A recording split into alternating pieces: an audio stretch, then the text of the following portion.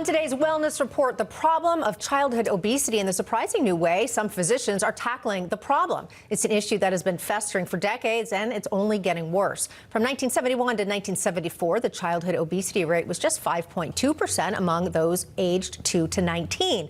Fast forward to the most recent data, and that figure has grown to 21.1%. That's a more than 300% increase over the past 50 years. Yeah, not good, but we could see that number drop drastically in the near future thanks to the rise of GLP-1 weight loss drugs. The American Academy of Pediatrics recommended the medication for children back in 2023.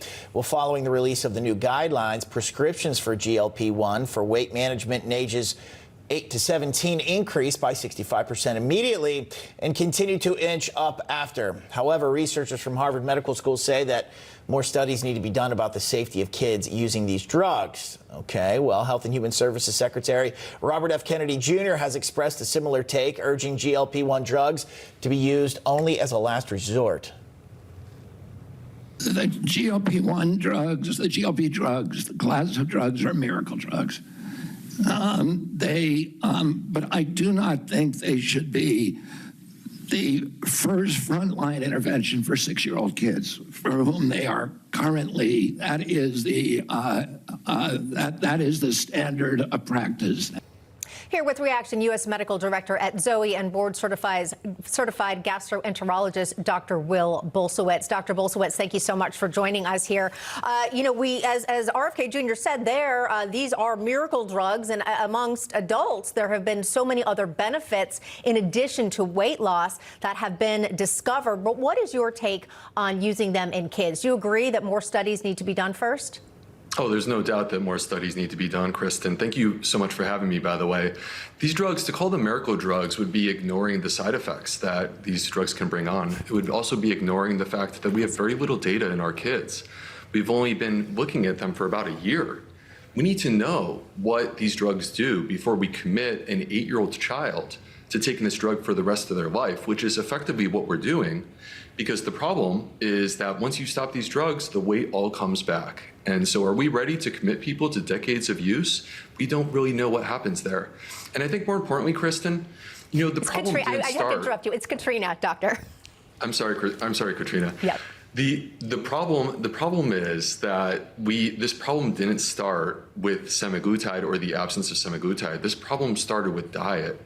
And 70% of the calories that our children consume comes from ultra-processed foods. And that's why at Zoe, we developed an app to help people to understand their food choices and make better food choices. Doc, are you worried at all about puberty? I mean, we're shooting this into kids here, and they're got to grow still into adults. Have there been any studies done on that and the impact of GLP-1s on that yet? I have not seen any research on this topic, Bob. And this is, something that certainly when you started at 8 years old and you continue it through puberty, there's a possibility that it could impact those things.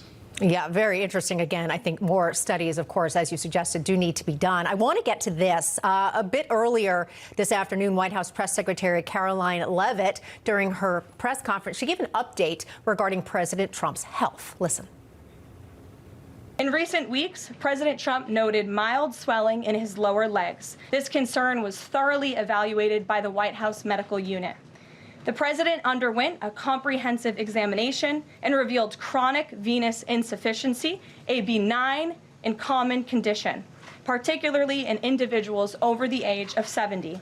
Importantly, there was no evidence of deep vein thrombosis or arterial disease. Doctor, what can you tell us about this condition? It's good to hear that it is not a serious issue. How do you treat it? What's next? Yes, so Katrina, this is a problem that is quite common in people as they age, and it can certainly lead to swelling of the lower extremities. Obesity is a contributing factor here, so weight loss can help when we think about this issue. And then we also want to keep our blood circulating, so exercise can be helpful, and reduction of our salt intake may help as well. Doc, let me ask you this. I don't know if you do or you don't have kids, but hypothetically, back to the GLP-1s, if you did have a kid who was overweight, would you give them this drug? I have 4 kids, Bob, and I have an 8-year-old and an 11-year-old that are in this age range where they might be receiving this drug. And to me, it would be an absolute last resort. And again, what it comes back to is What does that mean, last resort? Because like when we hear about a kid who's a little bit overweight, why would it ever become last resort? You know, because they're going to grow. It's not like they're, you know, old and they're obese and worried about a heart attack here. What would make someone want to give this to a kid? It's a great question. You know, I am cautious to speak in absolute terms where there's never a scenario where you would give this to a child. There may be children that you would give it to. But I think the point from my perspective is actually I'm in agreement with you that we shouldn't be moving towards these drugs quickly. And I think that the framework that we currently have is setting it up where we might be moving towards these drugs more quickly than we should. We really need to focus on diet. And, you know, for example, if you take the 70% of calories that our children 70% of the calories in their diet that come from ultra-processed foods, and we simply replace that with whole foods, we would take a massive step towards better health. If we get these children enrolled in an exercise program, we would take a massive step towards better health. There's a lot of great options on the table, Bob. All right, we're going to leave it there. Dr. Bulsiewicz, thank you for your insight. Appreciate you joining us. Thank you, Katrina.